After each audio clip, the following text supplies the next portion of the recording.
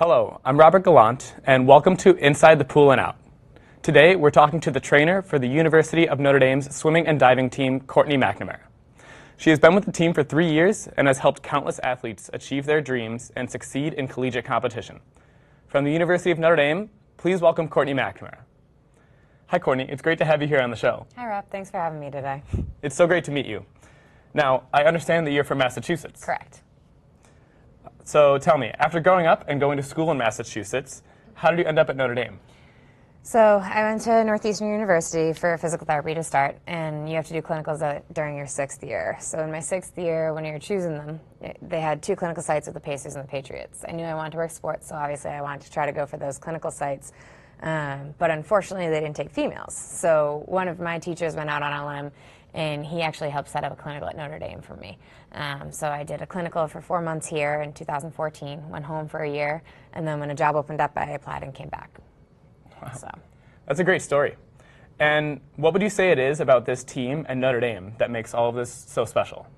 Notre Dame's amazing because it's a Division I school. It's a high-level competitive Division I school. What's amazing about this team as well is that they're developing into a high-level competitive team. What they've done in the past 3 years is they've continually climbed both in ACCs and NCAAs, and they're getting better times. They're getting faster times. We're getting on the podium in NCAAs. So we are getting better, and that's what you want to be a part of. You want to be a part of a team that's growing. Yeah, that's incredible. Now, I believe we have a clip here of the members of the team. Let's take a look. When you wear that monogram, it's not just a swimsuit. It's the fabric of the Notre Dame community pushing you.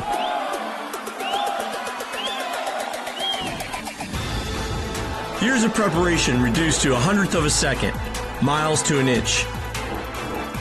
You have the ability to do things that have never been done before.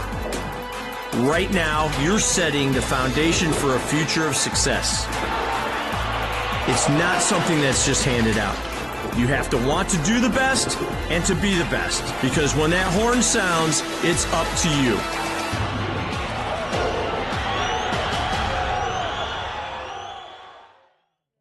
I know, actually. Now, I can't imagine the amount of work it takes for these athletes to get ready for competition. What is it like? So the athletes, the swimmers and the divers do 20 hours of either practice, weightlifting, or any other dry land activity. So they could be 3 days a week, they'll do doubles. So they'll come in and they'll practice in the morning, practice in the night, and they might even be lifting afterwards. I know sometimes diving will lift in the morning, practice in the afternoon. They'll also do practice in the morning and practice in the afternoon.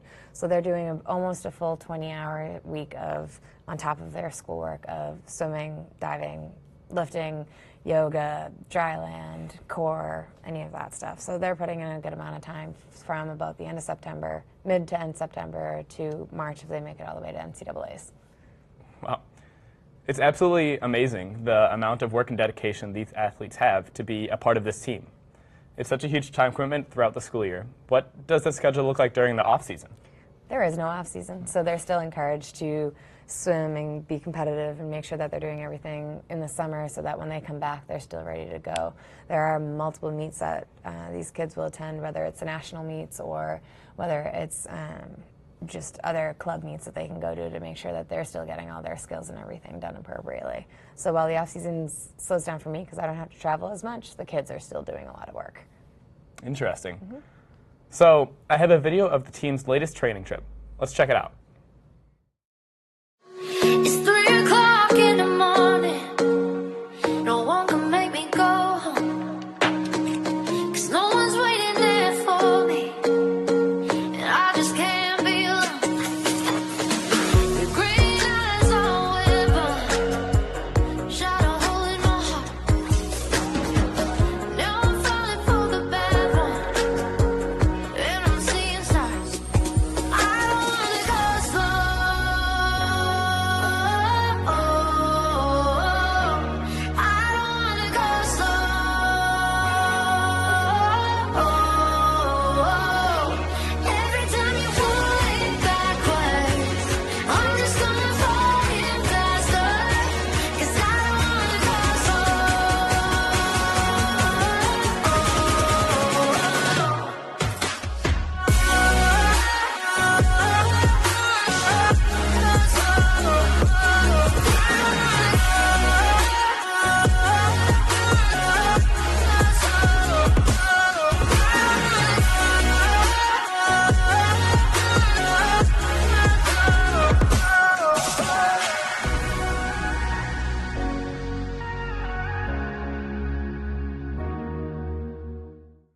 that wasn't ideal, but that sounds like a great time. But I imagine the traveling with the team can be difficult at times.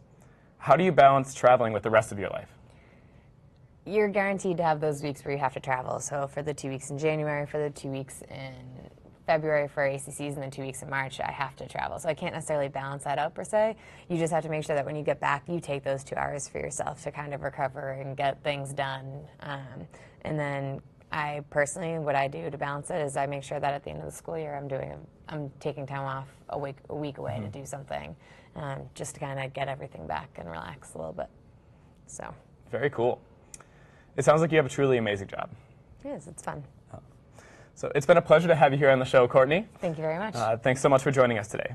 And to our viewers, thank you for watching. See you next time.